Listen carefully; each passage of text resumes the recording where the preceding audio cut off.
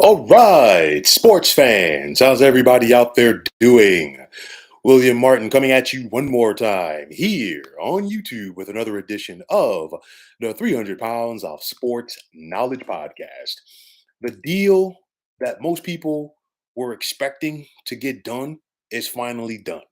As this afternoon, the New York Jets and Green Bay Packers finally hammered out the deal that will send quarterback Aaron Rodgers to Gotham.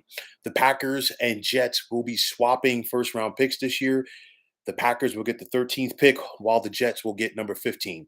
Green Bay also gets the Jets' second and sixth rounders this year, as well as a conditional second rounder for next year that will turn into a first rounder if Rodgers plays 65% of the snaps for the upcoming season for the Jets. New York will also receive Green Bay's fifth round pick in the upcoming draft.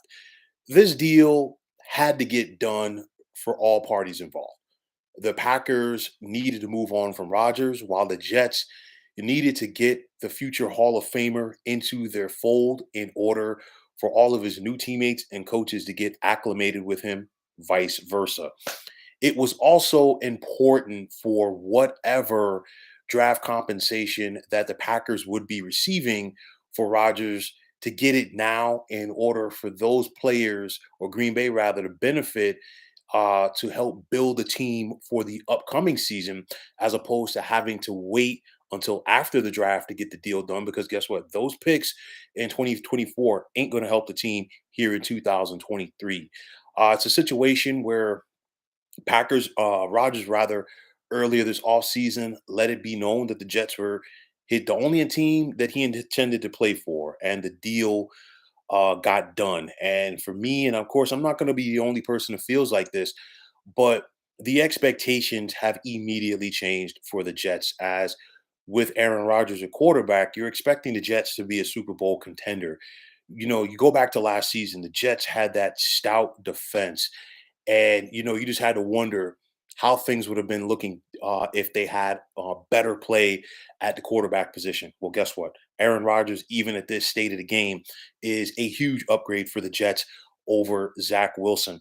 This offense is going to look a lot different now. Of course, the Jets went out there and signed former Packer wide receiver Alan Lazard this offseason. We had Garrett Wilson for the Jets, who went over the 1,000-yard mark as well.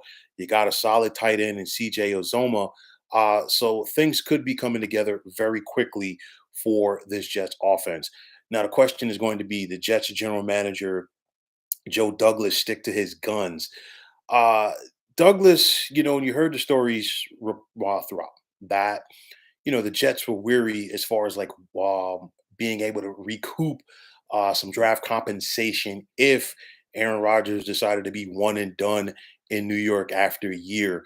But you heard about the talks accelerating starting from last night or yesterday until now. And in my opinion, and I'm sure I'm not going to be the only person that feels like this, I feel like this deal getting done now smells of Jets owner Woody Johnson, getting involved. And I say that from the standpoint that, Woody wanted to get this thing done. And this is a situation with the Packers. They unofficially don't have a team owner.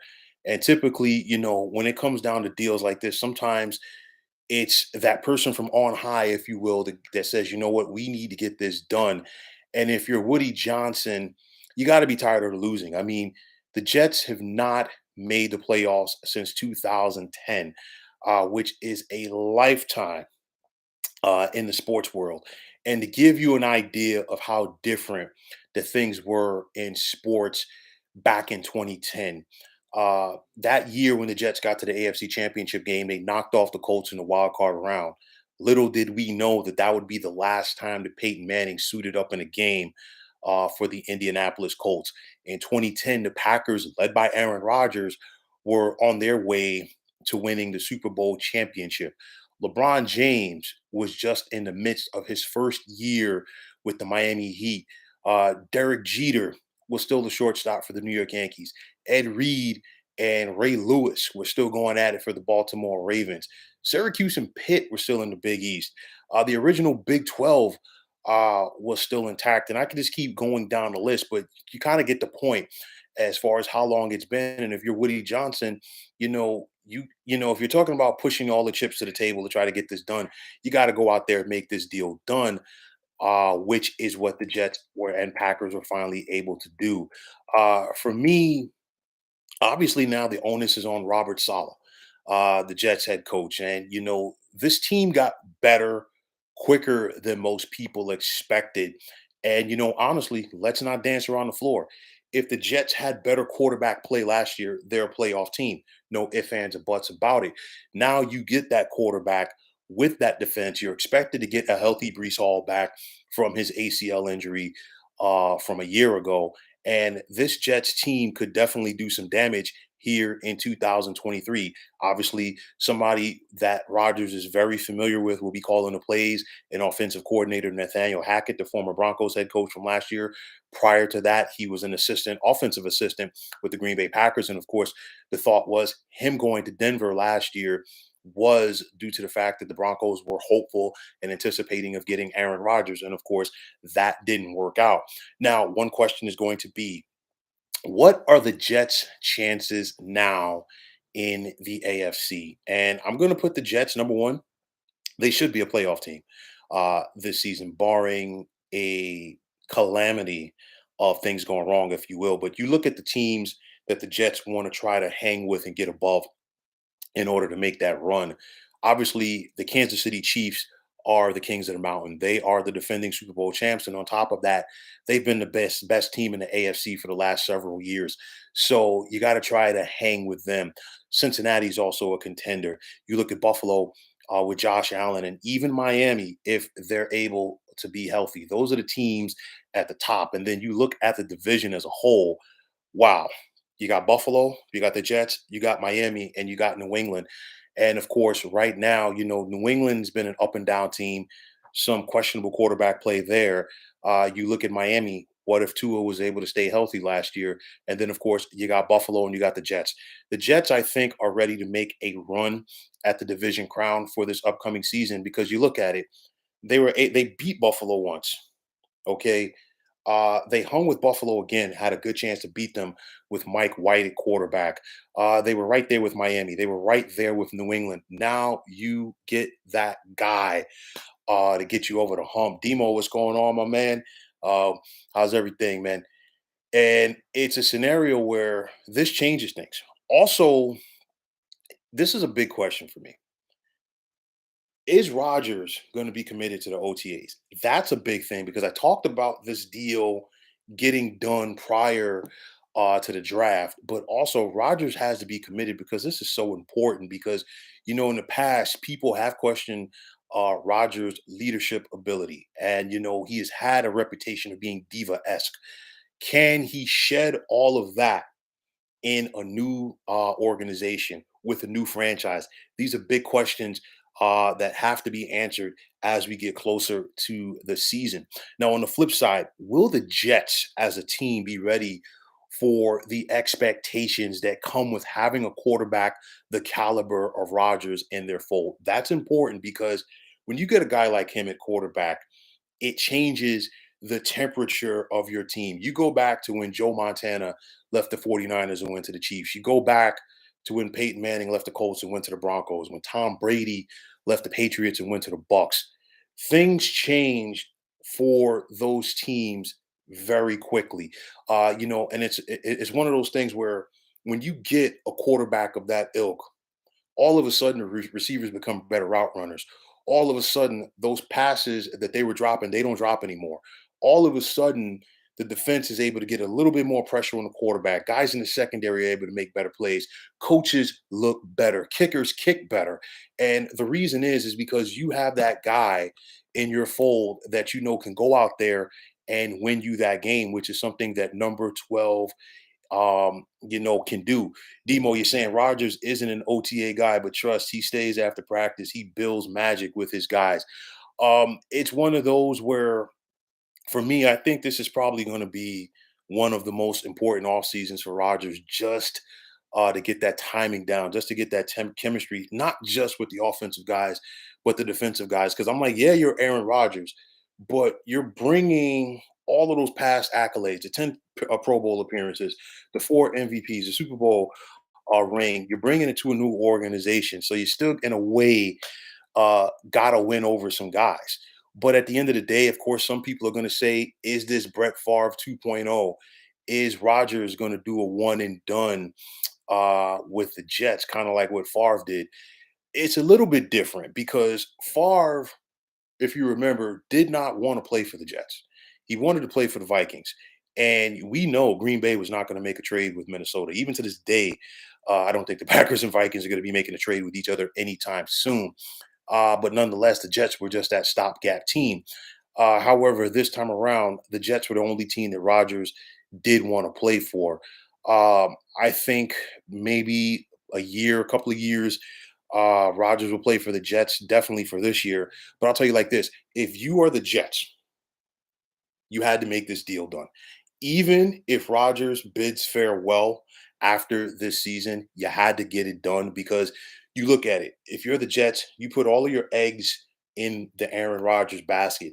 You sat down with Derek Carr in the offseason, but then Derek Carr went on and signed with the Saints. And at the end of the day, I'm not sure if Derek Carr was 100% behind playing with the Jets because the Jets weren't 100% having Derek Carr as a quarterback. So many other of the top free agent quarterbacks were off of the market, and you were barreling down the path of having to go back and tell your team that Zach Wilson was going to be your quarterback for the upcoming season again.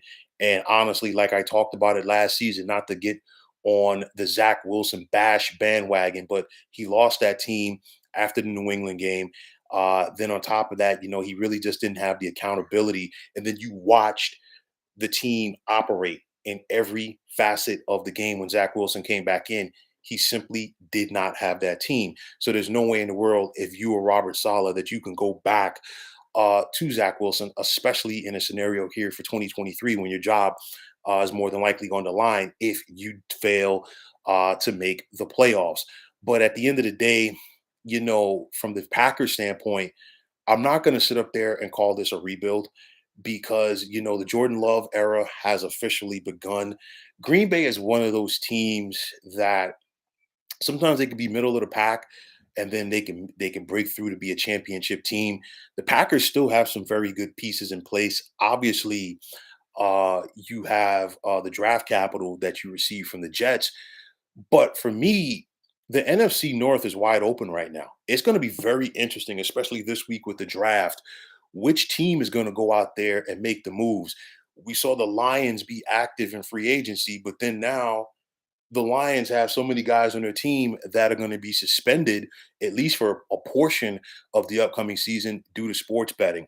The Minnesota Vikings, they are the defending champs. Can they get their defensive issues fixed? And then also, can they get another wide receiver to offset Justin Jefferson? The Chicago Bears are still in rebuild mode. But you know what? They did get in some additional draft capital for trading out of the one spot with Carolina. Can the Bears find that impact? And then, of course, you still got Green Bay. So anything can happen. At least you know that Jordan Love has been in the Packers fold for a couple of years, the familiarity with their system. And, again, it's not like he's going to an expansion team here. It's kind of like Aaron Rodgers many years ago when he replaced Brett Favre. But I will say this: will Jordan Love be up for the challenge? Because you look at it, for basically the last 30 years, Green Bay has had two starting quarterbacks. It's been Brett Favre and Aaron Rodgers. Very rarely, as an organization, do you have the luxury and ability to go from one Hall of Fame quarterback to another, especially a guy like Brett Favre, and then especially a guy like Aaron Rodgers. The Niners got it, with Joe Montana and Steve Young, but it's something that does not happen that often. So it's going to be interesting to see because is Jordan Love going to be up to those expectations? Because you're talking about following a guy who was a four-time MVP, following a guy who's second in passing yards all time in the Packers organization, following a guy who's an all-time leader in touchdown passes for the Green Bay Packers, following a guy who's an icon in the Green Bay area, and following a guy that has been the face of the Packers franchise for about the last 15 years. So these are things that Jordan Love must deal with. But if you're the Packers brain trust, Mark Murphy, Brian Gutekunst, and Matt LaFleur, I'm sure you have all of the faith in the world in Jordan Love, and of course, it's going to be about putting pieces around him. Demo, you're saying most team will take a second when starting over. Special players come once in a orange moon. I totally agree, and it's so difficult. I mean, you look at it, switching positions, if you will. You think back to the Pittsburgh Steelers for about from like the mid 2000s to about 2015. You don't replace a guy like Troy Polamalu. You think about the Baltimore Ravens and how their D at each level had a Hall of Famer. Terrell Suggs is going to be there. Haloti Nada may be there. We know Ray Lewis and Ed Reed are there. Those guys don't come down the pike that often. Again, the Niners at some point drafted Terrell Owens. Of course, before that it was J.J. Stokes. But at the end of the day, T.O. was a phenomenal wide receiver. But T.O. still wasn't Jerry Rice. It's not. There's no disrespect to T.O. because he was a bad dude out there on that gridiron. But nonetheless, it's tough, so difficult to replace a legend. And I think, especially here for 2023, it's going to have to be a committee, meaning around Jordan Love, meaning you can't just sit up there and expect him to put a team on his back, kind of in the mode that Aaron Rodgers did at times. So it's going to be interesting to see how the Packers progress with this going forward. But from the standpoint, people are going to say who won this trade between pardon me, not Rodgers, between the Packers and the Jets, and it's a scenario where you have people right now online talking about how the Jets got fleeced out of this for what they gave up. Uh, it's a scenario where you had to do it. And I'll tell you like this: if even if Rodgers plays just for 1 year for the Jets, and let's say the Jets make a trip to the AFC Championship game, just speaking hypothetically, it was definitely worth it, because where were you before? And I think the deeper that the Jets go in the playoffs for this upcoming season, I think it's going to make the possibility of Rodgers coming back and playing for them in 2024 that much bigger.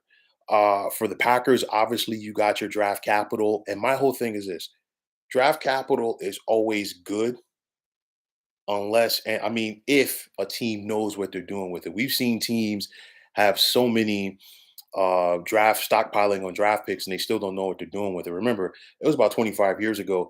The Saints basically gave their entire draft to Washington for Ricky Williams. And, with that said, it's not like Washington got a slew of Hall of Famers out of that. You still have to know what you're doing with those picks. But again, it comes down to Aaron Rodgers. For so many years, and I'm not trying to slight him, he's been a big fish in a small pond in Green Bay. Things are a little bit different when you're dealing with the New York media and the New York fan base. Will Rodgers be up for that? That is going to be the big thing. I will say this: Rodgers is a big time player. Rodgers, I think, loves the limelight, and I think Rodgers will be ready for what's thrown upon him in the New York area as far as being the starting quarterback for the Jets. Immediately, without even suiting up for the Jets, even without having his introductory press conference at Florham Park, Rodgers automatically has become one of the better quarterbacks for the Jets in their franchise history. You go back, for like the last 10 years or so, the Jets have really struggled at the quarterback position. They've really struggled as far as developing their guys. And I've said this before, and I'm going to say this again: for so long, and this goes back maybe even to when the Jets still played at Shea Stadium. Every time the Jets get themselves a starting quarterback, they're expecting that guy to be the next Joe Namath. And I've said this before, whether it was Zach Wilson, long before I started doing podcasting, even when Chad Pennington was a quarterback, that guy doesn't exist. But like Brett Favre, I think Aaron Rodgers is going to be one guy that is ready to deal with the New York area. Aaron Rodgers maybe doesn't have the physical tools that he did about 20 years ago, but guess what? This guy's going to get it done.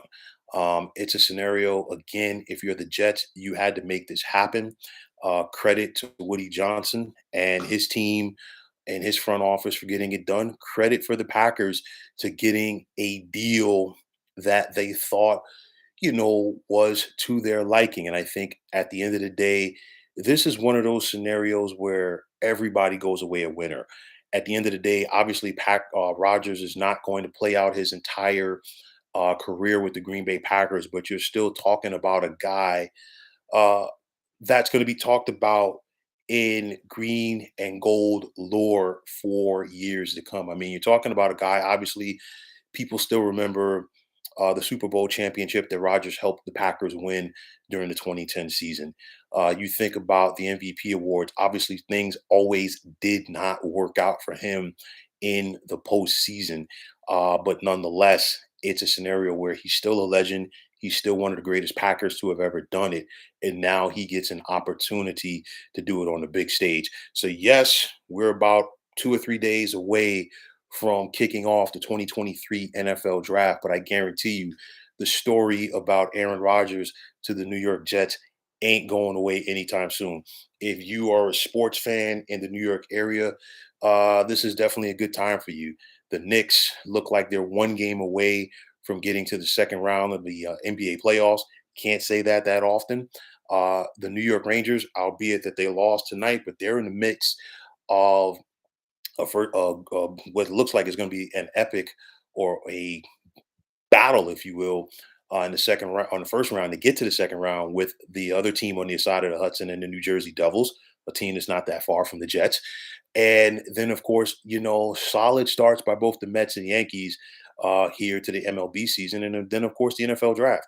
The Jets, they still get their first round pick, get a first round pick for this year. So you get the opportunity to get yourselves an impact player, another impact player to put around Aaron Rodgers, as well as the Giants as they look to get themselves ready for the draft as well. But nonetheless, this was the deal that had to get done by both the Packers and the Jets. It's done. A Rod is a Jet. And let's see how, after being with the green and gold so many years, let's see how it works out for him in the green and white.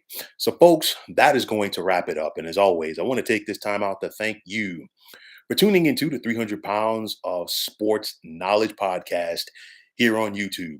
I want to take this time out to thank all of you fine folks out there for tuning in. And if you have not already, please feel free to subscribe to this channel. Now, if you're on Twitter, please feel free to follow me at 300 Pounds of Sports. And like I always say, if you follow me, it'll be my pleasure to follow you right back. There is also the sports discussion group on Facebook at the Sports Depot 365. Now you can check it out. Drop a line and be a part of one of the better sports debating sites going on social media. Demo, as always, brother, good to have you here. Definitely appreciate you chiming in. And trust me, man, we haven't done anything together in a while. But you know what? There's no time like the present, brother. So we got to get up real soon and definitely get some more stuff done. And as always, folks, my name is William Martin. I am signing off, saying thanks again. Take care. And thanks for tuning into the 300 Pounds of Sports Knowledge podcast here on YouTube. Be well, everybody.